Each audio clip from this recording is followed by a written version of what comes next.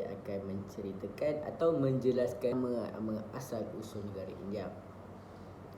Nama India berasal daripada kataan Sidhu, iaitu nama tempatan sungai Indus. Kitab-kitab Vedas tidak pernah memberikan nama tertentu kepada tanah India. Namun, pelbagai parti politik mempunyai nama tersendiri bagi India dan setengahnya adalah Hindustan, Hindu Rashtra dan Bharat. India juga dikenali sebagai Hindustan, iaitu tanah Hindu, tetapi nama ini diketepikan selepas kemerdekaan pada tahun 1947 disebabkan India memilih untuk menjadikan negara sekular. Kebanyakan sejarah selepas merdeka, India berpegang teguh pada pendekatan sosialisme separa dengan kawalan ketat terhadap penyertaan sektor swasta, pedagang asing dan pelaburan langsung asing.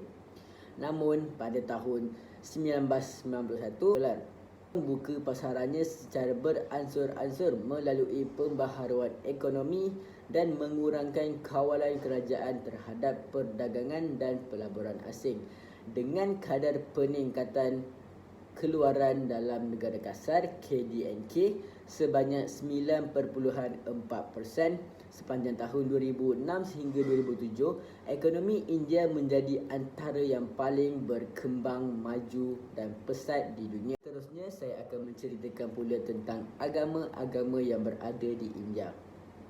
India adalah antara negara yang paling beragama di dunia, walaupun India adalah negara sekular, yang bermaksud tidak ada agama yang dihargai di mata kerajaan. Walau bagaimanapun, agama Hindu adalah agama yang paling dipraktikkan di negara ini dengan hampir 80% dari jumlah negara itu mengenali Hindu. Ini diterjemahkan daripada lebih 1 bilion orang penduduk di negara tersebut. Warga negara India dijamin kebebasan beragama di bawah perlembagaan negara. Islam diperkenalkan ke India pada abad ke-8, di mana ia menyumbang dengan ketara kepada peningkatan kebudayaan lain kepada budaya yang ada dan membentuk dunia muzik klasik India. Ia juga memotivasikan tradisi penting bahasa Arab dan Parsi melalui kesusasteraan kedua-dua sekular dan agama. Kira-kira 130 juta orang di India mengikuti agama Islam, dan kebanyakannya ditukar semasa tempoh Mughal dan kebanyakan ditinggal di bahagian barat India. Selain itu, agama Kristian diperkenalkan di India pada abad ke-1 oleh mubalik Kristian yang dikenali sebagai Saint Thomas. Dia menukarkan banyak orang India di selatan negara ini. Kekristenan maju dan diperkuatkan melalui kedatangan orang Yahudi Kristian yang diiktiraf sebagai orang Knaya pada abad kedua. Katolik Roman pula datang ke India semasa tempoh penjajahan yang bermula pada tahun 1498 ketika Vasco da Gama mengembara Portugis dan tiba di pantai India. Pada awal tahun 1800, aktiviti mubalik meningkat dan para pengikutnya paling luas di negara-negara barat seperti Goa serta di kawasan timur laut seperti Mizoram dan di India Selatan. Kategori lain termasuk agama minoriti di India yang mempunyai sedikit pengikut di negara ini.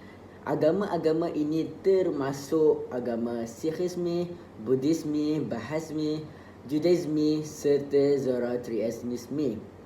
Okey, seterusnya adalah bahasa-bahasa yang pernah ataupun yang ada dituturkan di negara India. Untuk pengetahuan, tidak ada bahasa kebangsaan tunggal di negara ini, dan walaupun kerajaan India secara rasminya menggunakan bahasa Hindi dan bahasa Inggeris untuk komunikasi lisan dan tulisan, tapi terdapat 22 bahasa rasmi yang disebut dalam perlembagaan India.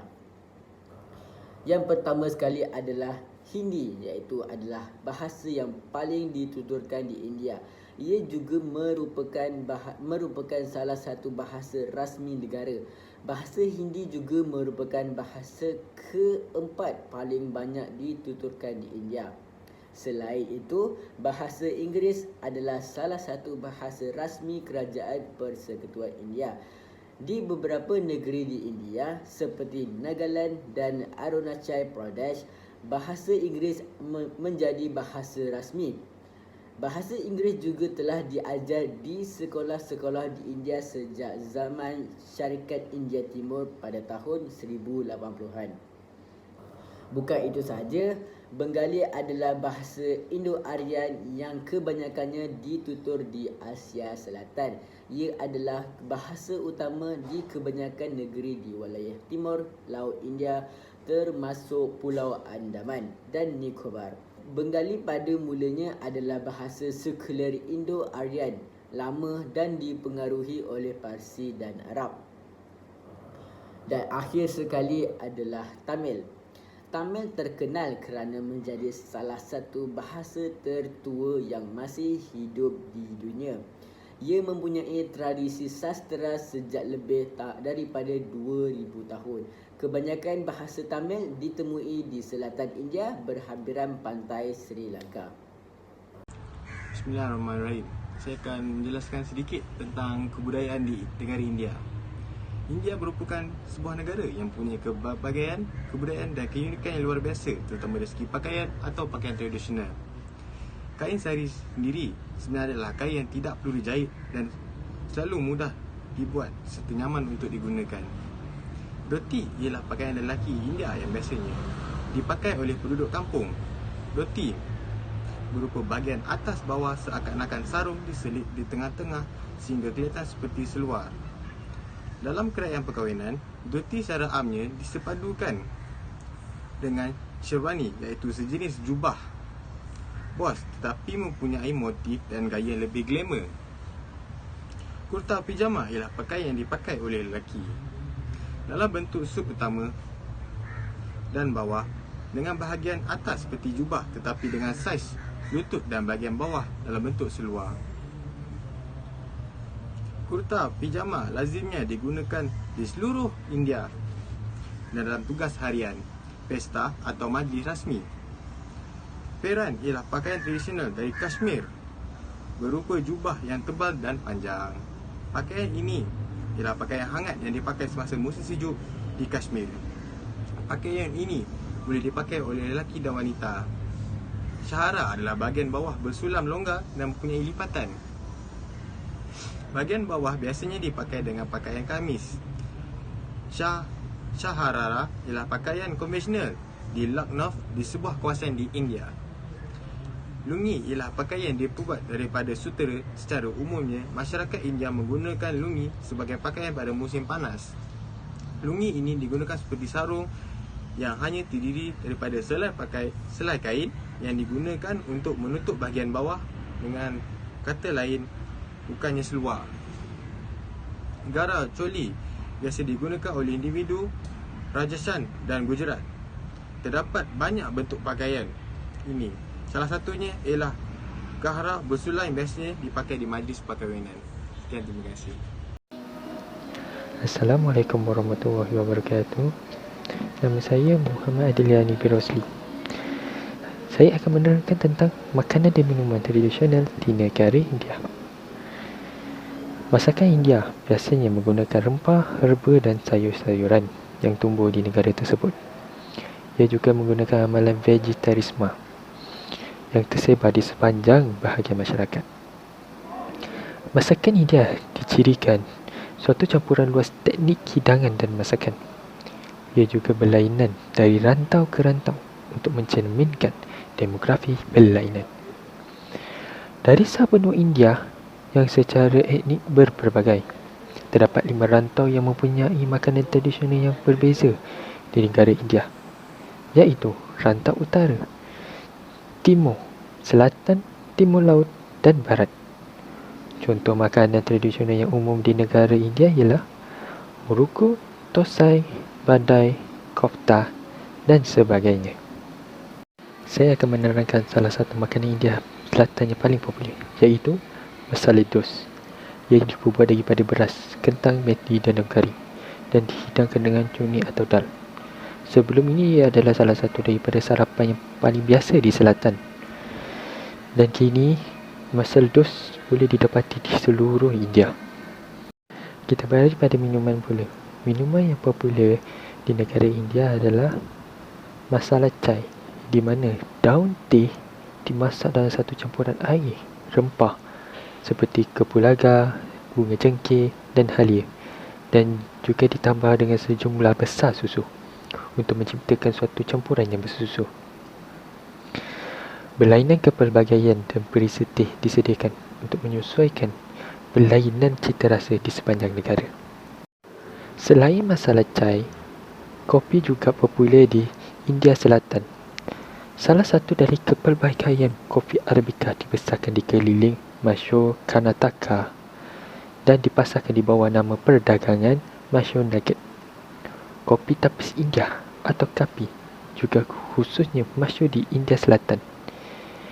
Minuman lain termasuk nimbu pani, lemonade, lassi, chai, badam dodge iaitu susu buah badam dengan kacang dan kepulaga,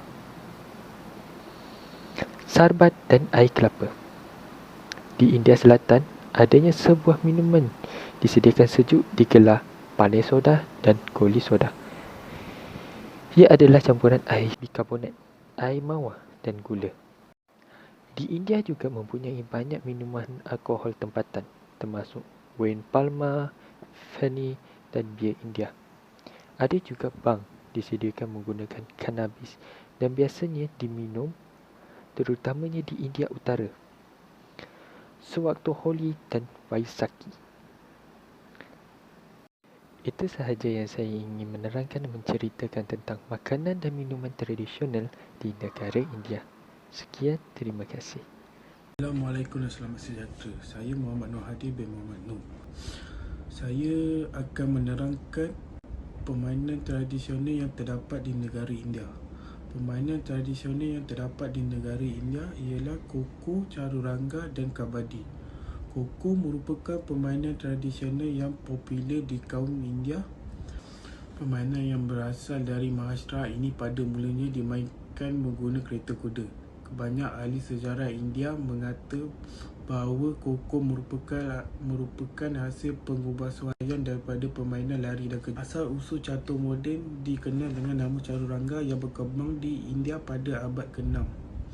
Sejak awal permainan ini sudah memperkenalkan dua pihak yang bermain. Perbezaan buah catur dan kekuatan yang berbeza dan kemenangan tergantung pada buah terakhir iaitu sang raja. Dalam catur kuno, papan catur memiliki 100 kotak atau malal. Kabaddi ialah sebuah permainan yang dibentuk dalam permainan tradisional India. Permainan ini sangat terkenal di selatan Asia dan tersebar dengan meluas di Tenggara Asia, Jepun dan Iran. Ia adalah permainan se-Bangladesh dan juga meluas di Tamil. Tempat menarik dalam sejarah di India pertama ialah Mumbai. Mumbai, the city of dream, adalah sebuah bandar terbesar di India yang dikenali dengan gaya hidup yang pesat, taraf hidup yang melampau dan membuat atau memecahkan impian. Ia adalah modal kewangan negara serta industri filem Hollywood. Bandar kosmopolitan ini sangat pelbagai, menawarkan sedikit untuk semua orang menikmati. Mumbai mempunyai kehidupan malam bertenaga dengan muzik secara langsung, bar yang tidak dapat dilupakan, hangout, pelancongan yang rendah serta adegan membeli yang sibuk kerana pusat membeli belah besar dan pesat, dan pasar elektrik seperti market pencuri Chor Bazar yang menarik. Tarikan terkenal termasuk Gua Elepkhana, Haji Ali, Tangki Baganga, Bangunan Warisan dan Gateway of India. Seterusnya ialah Arga. Terletak di tepi sungai Yamuna, Arga pernah berkhidmat sebagai ibu kota Empayar Mughal yang terkenal dengan ketinggian kuasa. Hari ini ia terkenal dengan tempat seni bina Taj Mahal. Itu salah satu keajaiban baru dunia dan tapak warisan dunia UNESCO. Walaupun ini adalah cabutan walaupun ini adalah cabaran utama bagi pengunjung ke Agar, ia bukanlah satu-satunya daya tarikan yang menakjubkan dalam bandar. Agar dipenuhi dengan istana, taman, kuil, masjid, makam dan sebagainya. Termasuk kubu. Kubu Agar yang luas pernah menjadi kubu ibu kota Mughal. Seterusnya ialah Alapuzha. Alapuzha atau Wings of the East adalah menunjuk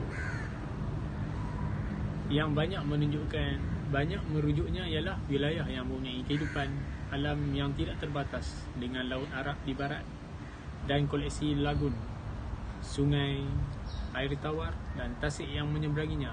Alapuzha adalah rumah kepada pelbagai haiwan dinamik dan kehidupan burung. Air terjun ini dikenali dengan pantai, perlumbaan bot, industri koktail dan produk marine. Van Bad, laguna kedua terbesar di India.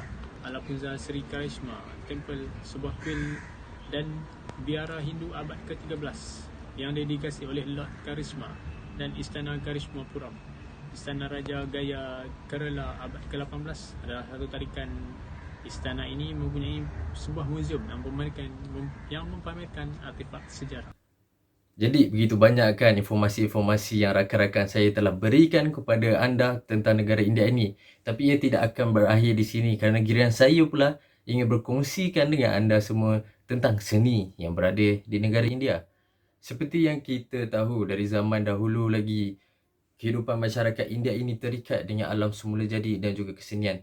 Malah sehingga ke hari ini, kita dapat lihat betapa terkenalnya negara India ini dalam bidang lakonan, bidang muzik dan juga bidang tarian. Dan tidak dilupakan juga, kita dapat lihat sehingga ke hari ini betapa megahnya dan indahnya seni bena dan seni ukir yang didirikan hasil gabungan daripada budaya Hindu dan juga Islam. Jadi mari kita pergi satu persatu dengan yang pertama adalah seni muzik. Seni muzik India terdiri daripada dua asas teori, dan asas teori pertama adalah asas teori irama atau dipanggil sebagai tala, dan asas teori yang kedua adalah asas teori melodi atau dipanggil sebagai raga. Tala ini merupakan bunyi yang dikeluarkan oleh alat muzik apabila ia dimainkan, dan raga ini adalah merupakan satu perkara yang ingin menggambarkan sesuatu emosi ataupun perasaan. Dan perkara ini adalah amat penting bagi pemuzik bagi dapat menyampaikan maksud yang ingin disampaikan kepada penonton. Untuk seni India yang kedua adalah seni tarian. Jadi seni tarian dan seni muzik di India ini mempunyai hubungan yang sangat erat. Malah kalau kita ubah sedikit pun di antara dua seni ini, dia akan menyampaikan maksud yang berbeza. Seperti seni muzik Hindustan dan juga seni tarian Kashak. Selain daripada itu juga, kita punyai tarian Taridra yang dimainkan berdasarkan tradisi-tradisi sastra lama. Dan dalam tarian ini juga mempunyai dua jenis, iaitu Kathakali dan Maripuri. Kathakali ia adalah berdasarkan bahan-bahan epik Purana, dan untuk Manipuri adalah berdasarkan tema-tema dari Bhagavata Purana dan juga Gita Govinda. Jadi seni India yang terakhir adalah seni bena dan seni ukir. Tahukah anda Tiang Asoka adalah merupakan contoh yang terbaik kemegahan seni bena dan seni ukir di India. Tapi selain itu, Gua Ajanta, Ellora dan juga duit shilling India zaman Gupta adalah merupakan salah satu contoh seni ukiran lain yang berada di India. Selain daripada itu, kuil Brigadiswara yang dibina di Tanjawar menunjukkan keunikan corak seni bina di India. Dan pada zaman Muslim di India, kombinasi gaya Parsi iaitu Islam dan juga Buddha telah mengakibatkan terbinanya bangunan kuil Dewa Govinda atau Istana Fatpur pada zaman Akbar. Dan selain itu, terdapat juga Taj Mahal dan Jami Masjid yang dibina semasa zaman Shah Jahan.